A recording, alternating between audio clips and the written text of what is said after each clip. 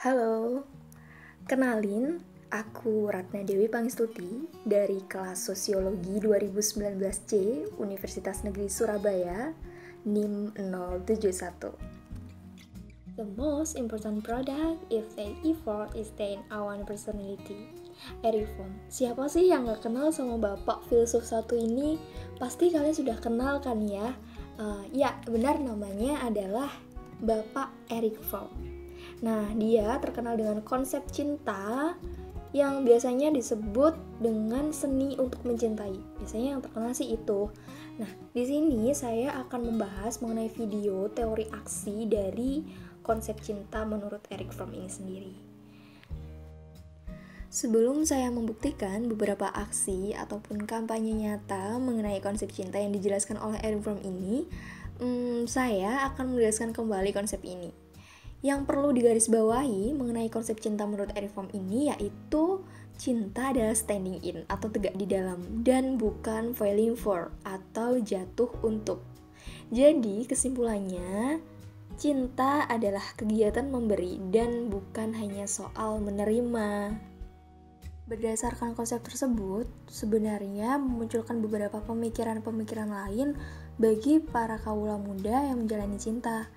Namun, pemikiran pemunculan tersebut itu dikatakan masih perlu ditinjau lebih jauh lagi karena proses konsep cinta yang sudah diterapkan oleh kaula muda itu masih dikatakan sangat labil. Jadi, mereka masih banyak menilai mengenai arti cinta itu macam-macam. Nah, bagi pernyataan yang digarisbawahi oleh Eric Fromm mengenai konsep cinta standing in dan bukan feeling for, diartikan sebagai kalimat bucin bagi para kaula muda di zaman sekarang. Nah, untuk lebih lanjut lagi, nanti saya akan menayangkan beberapa pernyataan dari informan yang saya dapatkan dari wawancara yang saya lakukan. Dari beberapa informan yang saya dapatkan, pernyataan yang dikutip oleh Eric Fromm tersebut ternyata masih bersifat simpang siur. Nah, simpang siur tersebut itu bukan berarti salah. Namun, mereka ini memiliki argumen masing-masing dan tentunya berbeda.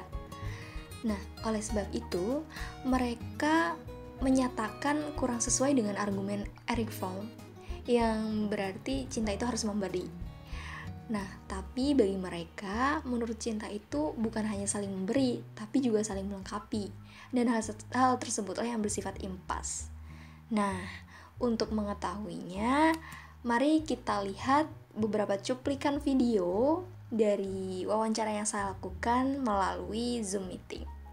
Selamat menyaksikan. Nah, udah. Off kan nggak apa-apa ya?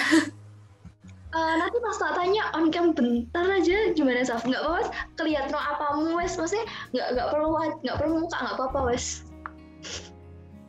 Kerudungan soalnya. Oh gitu. Ya udah, nggak apa-apa. Bentar. Tadi mana ya, Vin? Aku nanya adek kamu. Bentar. Pertanyaanku tadi mana ya, Vin? Oke ini. Jadi tuh, ini aku ada tugas teori kritis. Nah, aku nggak mungkin kan, aku kayak langsung wawancara deh orang-orang yang sering pacaran. Aku nyari orang pacaran, terus wawancara kayak gak mungkin banget gitu loh. Nah, aku pengen kayak sharing deh teman-temanku kayak, bukan aku yang sharing, maksudnya aku nanya-nanya teman deketku gitu loh. Nah, berhubung kemarin aku udah nanya teman-temanku lain, nah aku kayak udah tanya lewat formalitasnya di sini gitu. Tapi info lainnya di temanku lain gitu. Oh ya, sebelumnya maaf ya, aku kepo dikit. Jadi kan, ini aku Safitri gini, aku ada tugas penelitian sih, bukan sih, tugas teori kritis namanya itu. Aku neliti soal konsep cinta menurut Eric Fromm. Jadi bahasnya kayak gitu-gituan gitu. Oh iya, kenalin dulu dong, mulai dari Gavin. Ini on cam? Ya terserah kamu mau on cam atau enggak. Perkenalkan, nama saya Gavin, nama lengkapnya Rizko Lananta Gavindiawan. Yang mau dikenalin apa aja nih? Asal, instansi atau apa? Atau nama doang? Terserah, instansi juga nggak apa-apa. Ya. Dari UNESA, jurusan Sosiologi. Ya. Makasih Gavin. Savitri udah kenal sama Gavin ya. Terus Savitri dong minta tolong kenalan dulu. Halo, nama aku Savitri dari Pitaloka dari UNS. Ini santai aja ya, mesti terserah kalian mau jawabnya gimana. Kita udah kenalan, terus sorry semisal aku ini ada kepo dikit nih. Yang pertama pertanyaannya, apakah selama ini kalian menjalin hubungan lebih dari teman? Apakah selama ini kalian itu ada apa ya? Ada hubungan khusus tapi lebih dari teman, kayak pacaran, friend with benefit atau apa gitu. Mulai dari Gavin. Oh ya, kalau dari aku sendiri friend with benefit gak ada lah. Tapi kalau pacaran bisa dikatakan ya. Halo? Kali benefit boleh. Tapi kan friend with benefit kan nggak harus yang aneh-aneh dan lain-lain. Benefit banyak. Benefit. Siapa tahu kayak benefit ngerjain tugas dan lain-lain gitu. Tapi orang-orang itu selama ini aku kan nyari tahu kan friend with benefit itu apa sih. Tapi orang-orang itu apa ya, konstruksi masyarakat itu kayak salah gitu loh. Mereka nganggap kalau friend with benefit itu mengarah ke hal-hal kayak gitu. Padahal benefit kan kan banyak gitu kan gitu. Makanya aku tanya kayak gitu. Oke, Gavin. Makasih. Ketiga, kan ini kalian sudah sama-sama memiliki hubungan. Nah, jika kalian memiliki hubungan kan otomatis kalian pacaran. Nggak harus pacaran sih, maksudnya kayak ada hubungan gitulah. Nah, jika kalian pacaran, berarti kan kalian sudah mengenal artinya cinta. Aku boleh minta tolong nggak, perspektif kalian mengenai cinta itu gimana sih? Mulai dari Savitri dong.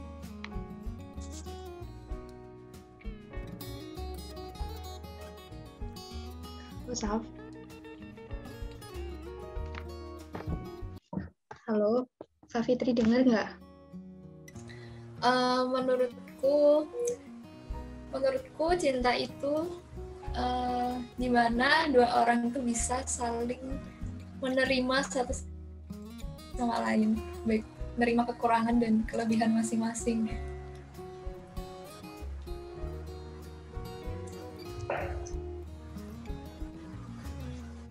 Oh gitu.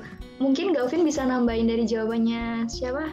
Savitri apa bisa ngasih perspektif lain? Gimana, Vin? Sebenarnya kalau mau nambahin juga nggak mau nambahin juga sih.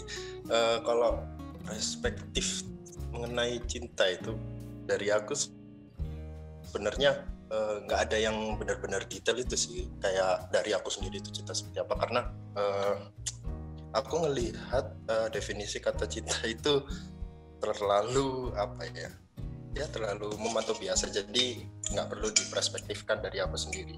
Tapi kalau mau dilihat dari logik aku, ya mungkin cinta itu kayak sebuah proses pendewasaan, terus sebuah perasaan kayak gitu-gitulah. Itu aja.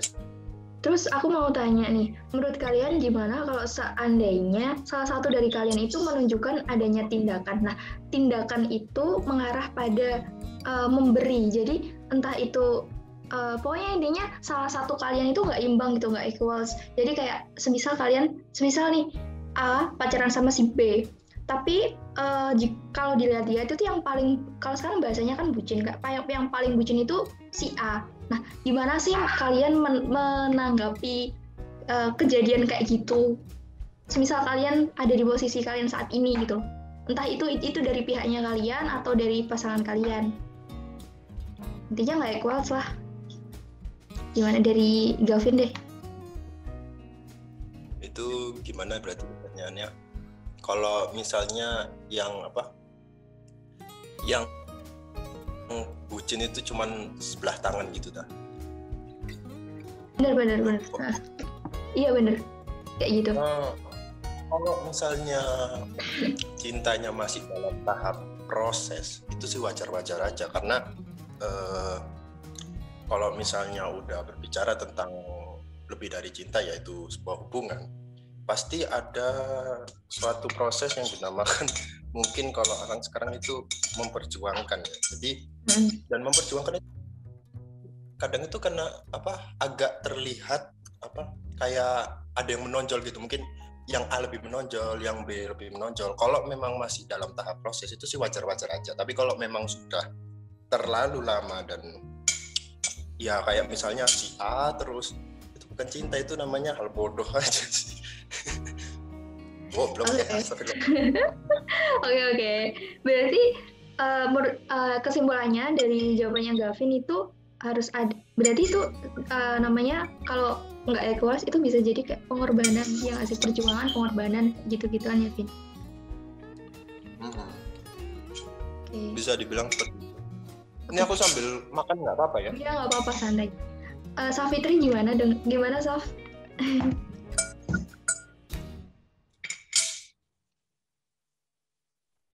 Halo, Safitri. Halo.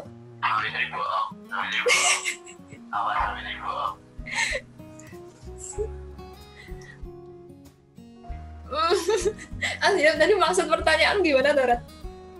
Jadi maksud pertanyaanku, gimana sih kamu menyikapi kalau misal kalian menjalin hubungan tapi yang terlihat di antara keduanya itu hanya salah satu, jadi kayak hubungan kalian itu nggak equals gitu loh, nggak, entah itu yang A itu yang nggak cinta, entah maksudnya yang banyak pengorbanan itu yang A gitu, salah satu aja gitu loh, nggak ada timbal balik maksudnya. Ya benar.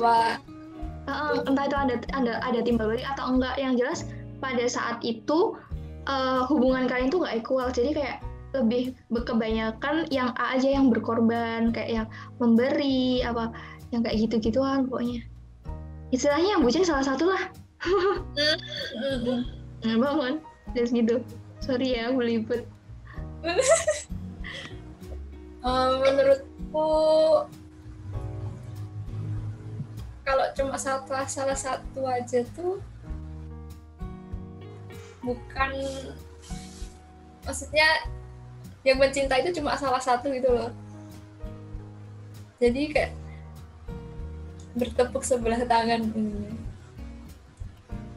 Jadi nggak ada rasa yang lebih di dalam hubungan itu. Jadi cuma salah satu aja tuh ya gimana ya, aku bingung jelasin.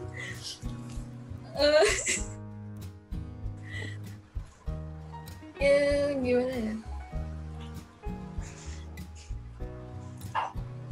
jadi kalau hubungan kayak gitu tuh nggak seharusnya untuk diperjuangkan gitu loh, karena yang berjuang tuh cuma salah satu aja. Oh ya, udah dapet poinnya. Oke. Iya, dapet poinnya dari nggak pantas diperjuangkan sama yang lanjutanmu tadi. Oke, Saf. Pertanyaanku cukup sekian. Makasih Safitri, Gavin udah nyempetin waktunya buat bantuin tugasku. Semoga ya udah, makasih doanya yang baik-baik aja. Semoga ya makasih udah bantu aku sih, aku bingung ya Allah. Terus ini tak record buat dokumentasi sebentar.